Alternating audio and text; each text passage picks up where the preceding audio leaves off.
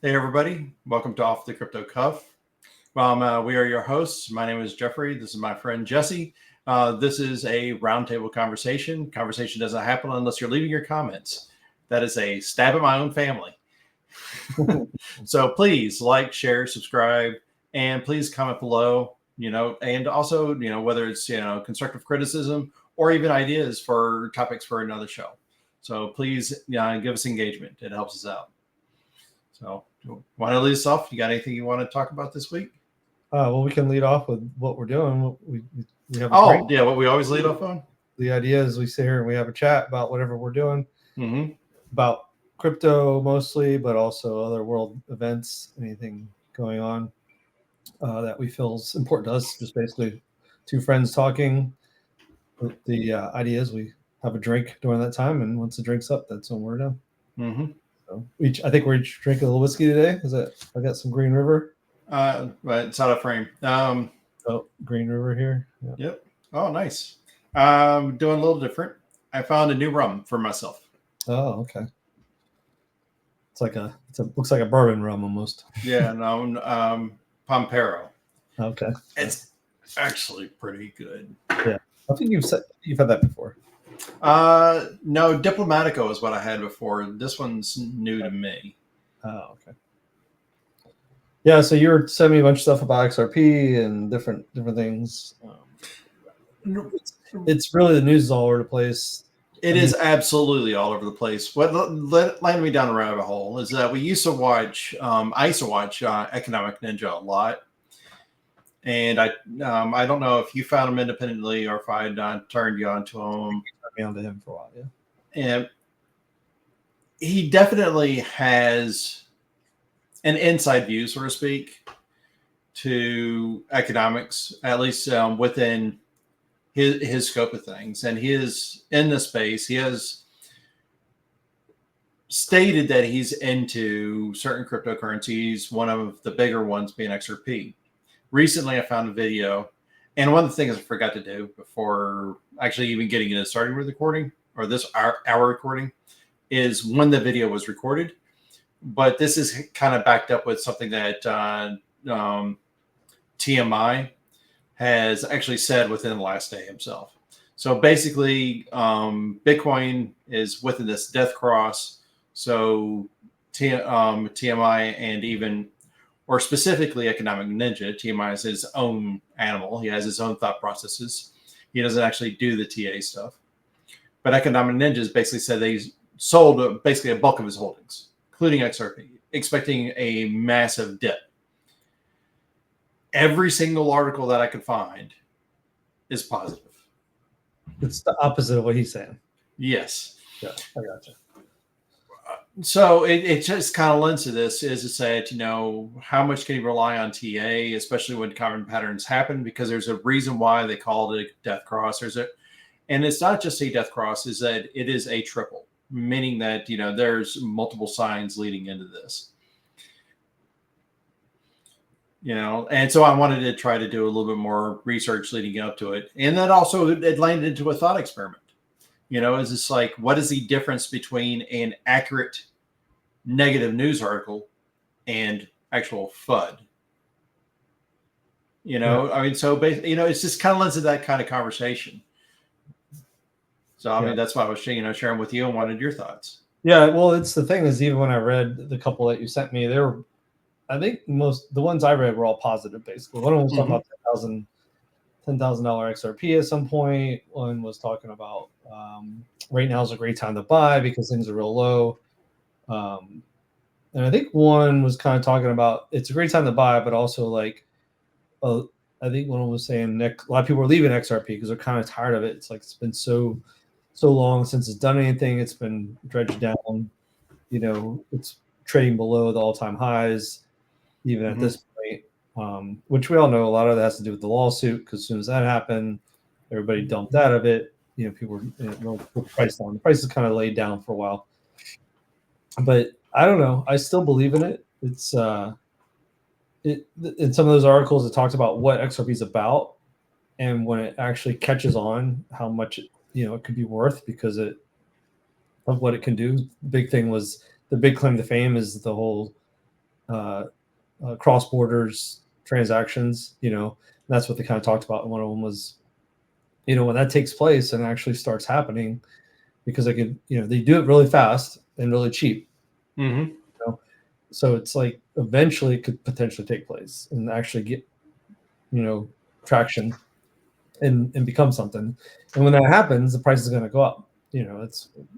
But also, I don't know. They talk about a couple other things though, small things that they do, and they've been trying to work with. What was it? I think it was some.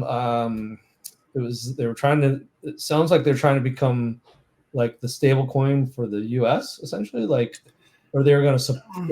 They were not XRP, but it was going to be on their right. The ledger. Yeah. They are creating their own stable coin. It's not it's the RL, the Ripple, or the Real USD. It's going to release on, of course, the XRP ledger, and believe it or not, it's actually going to release on Ethereum. Oh yes, I think I did see that too. Yeah. So they're in the process of acquiring T-bills for the backing asset, for it. So it is basically it's the RWA. It's like similar to USDC, UST. There's other real world asset type, tokens. So that's kind of the route they're going. Yeah, I mean, it talks about transfer of wealth. I mean, just an XRP alone. So, right, and that becomes personal. It's just like, what is effectively your end goal or end state in anything you invest in. Right. I'm not really putting on, it's just like economic energy. He's a smart guy. I'm not trying to, diss on him or anything like that. It's like, well, we'll see how the market turns out. I'm definitely in the camp of dollar cost average. Wait until you actually meet your own personal goals. Don't try to play the market, because to me, that's what this kind of feels like. Is it's like, yes, if it is a death cross, if the market's going to go down, I have a feeling about who those winners are going to be and who to actually look out for when that dip occurs. Because for me, that's a buying opportunity. I mean, it's like that's to get my actual cost average significantly lower. So when I do cash out, I have higher profits ultimately. Yep. But if you try to play this game of cat and mouse, with TA, it's like it's like I'm not great at it. It's like there's actually there's actually a big TA guy that actually makes the news a couple times. And he's expecting the same thing that I am. I'm just a little late on it. So I was thinking between July to August, that's when we're going to hit these repeats of the previous cycle. Mm-hmm. Well, I mean, it's now almost September, hasn't quite happened yet, but this big TA person's expecting a repeat of the last cycle and for it to look very similar to it. So it's the same as me. It's just the timelines are a little different on it. I didn't dive into what they were saying, what their expected timeline is, but in particular, I thinking they were saying September. Don't quote me. So, but yeah, it's just, for the average Joe, the dollar cost average, pick your sell points, whether it's your cash out of your initial investment. So that way now you're just playing with house money. So now you're actually at zero cost in, however you want to play the game. There's a lot of different strategies, but we can't give you advice, No, it's, I mean, even this guy talks about it. Like, he's like, this is not advice. It's just my opinion and your own research, just like anything. But. And when you actually take a look at a lot of these articles, when they say that's going to hit, this, inflated price or this, big bubble, they're projecting, 5, 10, 15. I've seen some that are, 20 years out. That's literally what I was going to say. Is people were complaining like it's not doing anything in the past 6 years, or hasn't really gone crazy, and that's the problem. I think is a lot of them are in it for like a get quick rich. Yeah, and they're in it for the short term and for the wrong reasons. Right, and there's a lot of people that are there for that. And again, trying to find that one, Shiba coin or whatever that just happens to crank, and you somehow got into it early. And you have all, it happens. It's not. It happens. It happens a lot less than a lot more. You just only hear about a lot more. And to be honest and fair, I would say the odds of actually picking those is probably greater than the odds of getting the winning lottery ticket. Yes. But yes. it's still a very small subset of people. Right. You know, when And we're talking about those people, you're not hearing about the people that spent their life savings on it and lost it all because they didn't, they hit the wrong time or sold it too soon or something like that. It's like you only hear about the good stories, and so it makes you feel like, oh man, those people getting rich off of it. It's not. It's a very small percentage. It's already a small percentage of people in it, and it's even a more small percentage of people who actually are hitting those get rich quick scenarios. Well, I had to do this Google today because I was just kind of curious. There's I didn't take a look at the demographics or the distribution, but there's 3.8 billion people in the world. Yeah. So when you take a look at like different cryptos and how they're deciding, what their max supply is, if they have a max supply, 18 million Bitcoin, 3.8 billion people. Yeah. It's just like, and there are companies, there are individuals that don't just have one, they have thousands of Bitcoin, and it's a true statement. I got to give TMI, at least this one. It's like there's going to become a point where there are current millionaires, people that are rich, people that are knowledgeable, people that are good at investing, that are missing the boat and will never be able to have one whole Bitcoin. And there's going, and it's already kind of starting. It's just like now you're going to end up with a new term. It's like they're a Bitcoiner. And they just, right? It's like, think about it. It's just like, it's like, because it's going to become that rare, especially as the halvings keep happening. Yeah. It's just the question, or is this the, some people are saying that we're going to go into a super cycle, where, we've had our last, cycle where we're just going to run, to actually start finding the real values. So because traditionally it's just like we'd ramp up, we'd have an 80-85% crash. Now are we just going to just ramp up, consolidate, ramp up? Yeah, well, I think what will manage that is these big companies getting in there and buying tons of it, and because the more big holders you have, the less movement it will have, because those, now you got these guys who are holding it and they're just holding it. It's just it's a long-term investment for them. They're just looking as a way to maintain wealth. So they're sitting in it and holding a ton of it for a lot longer. So you don't have these variations that are so much. It's kind of, that's what I think is sort of starting to happen, because you have like Tesla, who owns whatever, tons of it. There's several people, big names that bought into a lot of it. With Bitcoin is what I'm talking about. I think that's why we may start seeing that leveling out potentially. Unless they start selling it, they could do that. It is an investment. So I don't know. That's my opinion. I think there's some validity to that. Is it's like as more institutions and they're looking for that price stability, and considering how little there is, at least of that asset, but you take a look at something like Algorand and some of the others, is that they have a Algorand specifically, because I know that one is like they decided it's like there's a cap at 10 million, so there's never going to be more than 10 billion algo, but that's still out of 3.8 billion people. I mean, that's still barely more than one per person, and there's still, and the distribution on that, it's, there's bags out there holding a lot of it, so. And so it's kind of interesting kind of going through this. And one of the funny things that I sent you the video is that Algorand actually put out another commercial with attempting to buy ice cream with Algo, or actually attempting to buy ice cream with other cryptocurrencies. And it's kind of disingenuous, but it's still funny.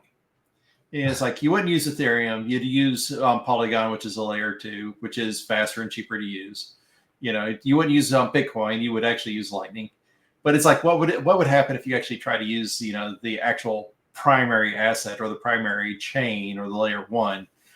And, like Bitcoin, hey, you'll get your ice cream later today. Yeah. Solana, no, the network crashed again. Ethereum, and for $1.50 cone of ice cream, that's going to be $35,000 for gas fees. So I did a little quick. Go ahead. I was going to say, it's like, but what's even kind of more interesting about it, but at the same time, when you think about it, it's kind of logical because they're in different lanes. Now, there's actually a chain that they don't mention because they don't mention XRP because they're actually hitting basically the top 5 cryptos. But they, Bitcoin, Ethereum, Solana, those are they're making fun of, but they don't trying to make fun of XRP. But I do actually see that XRP and Algorand, they're in slightly different lanes. Algorand has a native EVM, not an EVM, it's the AVM because they're not Ethereum compatible. Now, let me actually be a little bit more accurate. XRP actually does not do smart contracts. There are people trying to work on getting more smart contract stuff-ish working within the ledger, but that's different work and way more technical than I have knowledge to be able to explain at the moment. So, but either way, sorry to interrupt. No, you're fine. I was interrupting you actually. I just did a quick search on how many. Well, I said what percentage of the population invests in cryptocurrency? It says 7% of U.S. adults use cryptocurrency as an investment in 2023, down from 11% in 2021. However, in 2024, a report from security.org found that 40% of American adults now own cryptocurrency, which could be as many as 93 million people. Wow. That's just America. That's just US. So kind of interesting. Okay, so and what were the years? 2023 was at 7%. So over the last year. Yeah, which was down from 2021 at 11%. And then now we're at 40% of American adults now own cryptocurrency in 2024.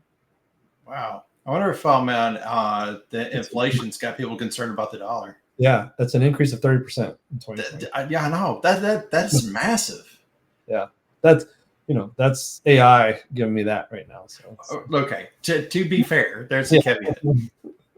I don't know what and it's coming from security.org and USA Thanks. Yeah, 40% says right there. Security.org, cryptocurrency awareness and ownership rates have increased to record levels. 40% of American adults now own crypto. 93 million people. I wonder if that's taken into account, like people being automatically invested into the ETFs as part of their retirement accounts, maybe. Maybe. I don't know. But still, that's a huge shift over just 1 year. Yeah. That's crazy.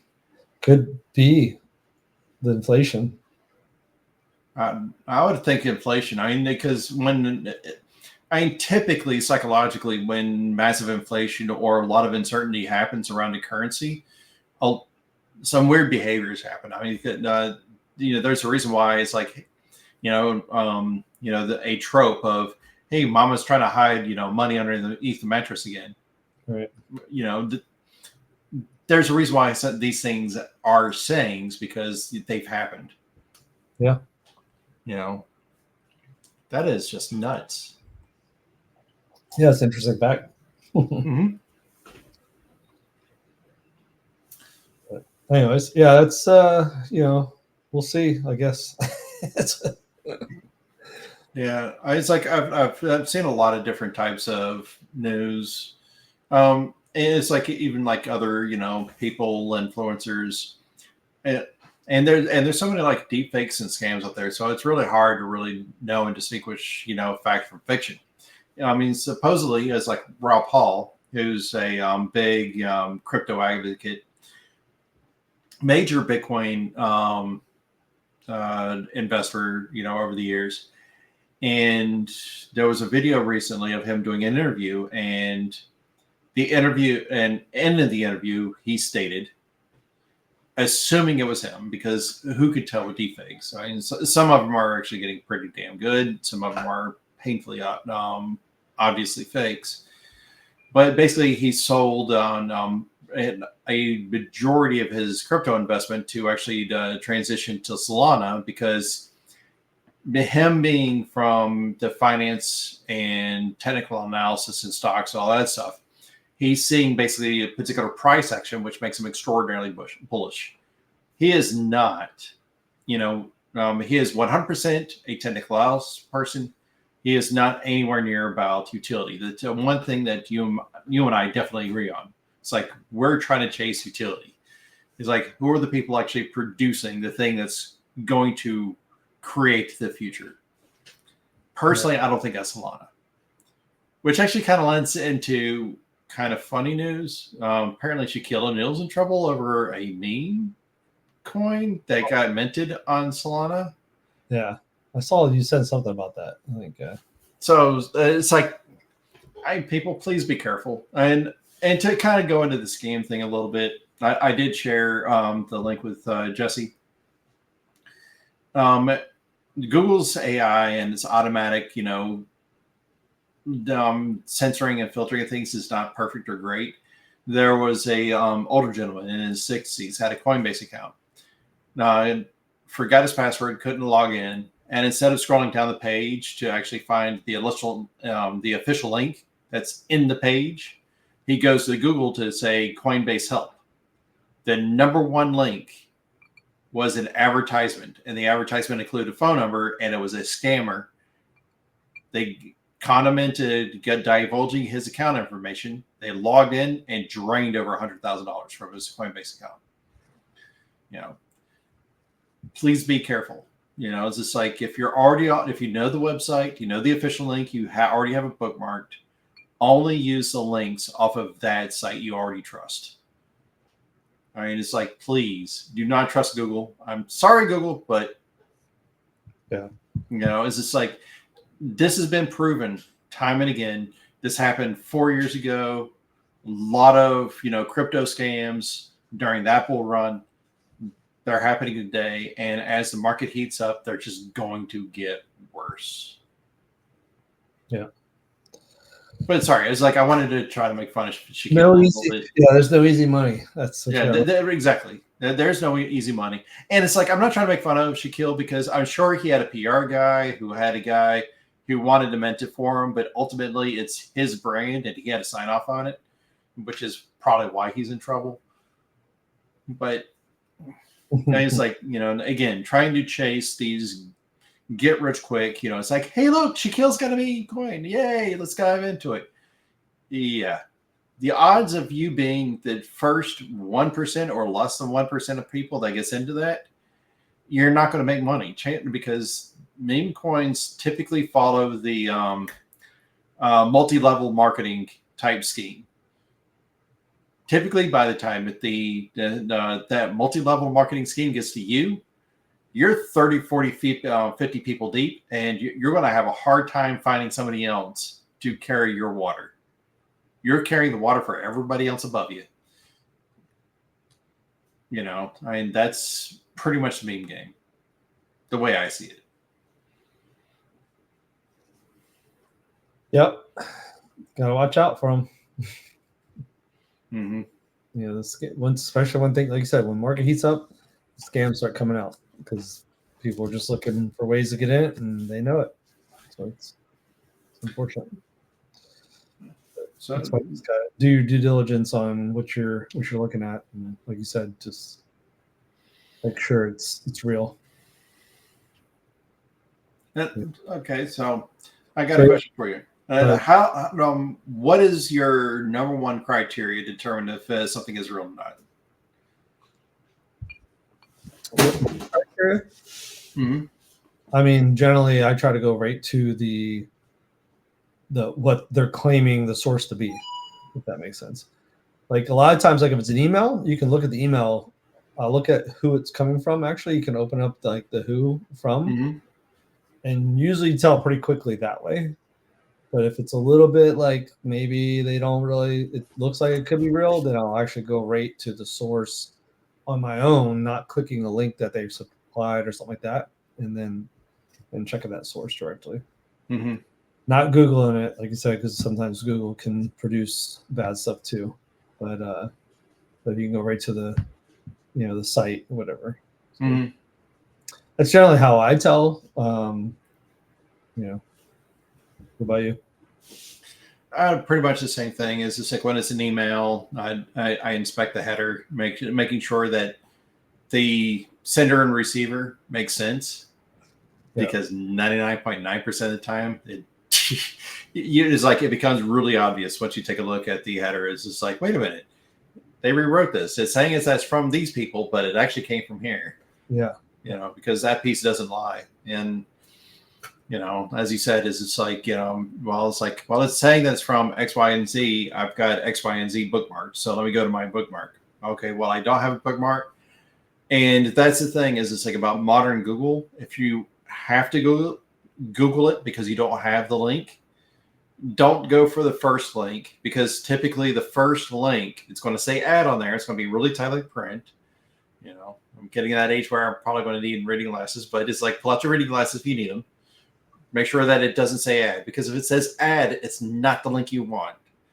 Yep. Because even if it's an ad for the thing you're searching for, at this point, I was like, you can't trust the ads. Yeah. They've gotten that bad. Yeah. I mean, and it's kind of sad. It's just like people are trying to take advantage, and this is one of the ways they're going to do it. And Google, unfortunately, makes it too easy. And I've seen their AI at work, through other means. It's just like you put up a content that it's copyrighted on YouTube. You can get strike like this or taken down like this, and you have to justify it. Well, it's fair use because I'm commentating in front of it, and you have to fight to get it back. And the AI is very quick on it, and I got an argument with somebody at this at work. Is this like, why? It's like, you don't have to review every single ad that comes through. Just run it through AI to let it do a scrub. Anything that the AI could just flag and be like, this is questionable. It doesn't get published as an advertisement until it gets third-party reviewed. I mean, you can just mass review stuff really quickly that way. Yeah. So that way it's like you're not actually slowing down your ad revenues. It's just like, just take the ad as taken, assume it's good, but the AI just goes, does this thing make sense for what they're saying? And if it doesn't, then it goes to somebody okay, I need to dive into this because the AI said there's something wrong. It gets flagged. I mean, there's things that they can do, but they're not. Yeah. Yep. Oh. Just do due diligence. Mm-hmm. All right, and that's the thing. It's just it's incumbent on each individual to do their own due diligence. Nobody else can do it for you. Yep. So I think this might be a quick one tonight, since we had our technical difficulties in the beginning. Yeah, well, there are a couple things that I wanted to bring up because it's election season and everything else. So there was one. There was actually a couple. So Chuck Schumer, Democrat senator, is trying to put together some it's like, I haven't read it yet, but some pro-crypto legislation to make it easier for entrepreneurs to operate in the U.S. with the crypto. It could be a good thing. Personally, I see this as trying to front and run anything that Trump would want to do, because he came out as being pro-crypto first. But what's actually kind of interesting, though, is that there's actually a PAC out there that lost funding because they're trying to unseat Democrat congressmen and senators that are turning pro-crypto. So there's actually kind of like an internal war there. So the message is kind of mixed. So just thought I'd bring that one up as a quick tidbit. So you're already done. Yeah. Did you inhale yours? No, well, it's easy. It was good. But what was the other thing? You said you wanted something else? You wanted to bring something else? Well, it was those two things because they were tightly related. Gotcha. We're still waiting on news for the Fed whether or not they're going to what they're going to do with the interest rates. Hold, increase, lower. Yeah. Yeah. Well, they're scared. We know that. Mhm. They don't know what to do. They put themselves between a rock and a hard place. Oh, that's an understatement of the century. Yeah. So yeah. All right. Send us out. Send this out. All right. Well, thanks for watching. This is Off the Crypto Cuff. I'm Jesse. This is Jeff. We'll see you next time. See you next time, folks. Don't forget to like, share, subscribe, and comment down below.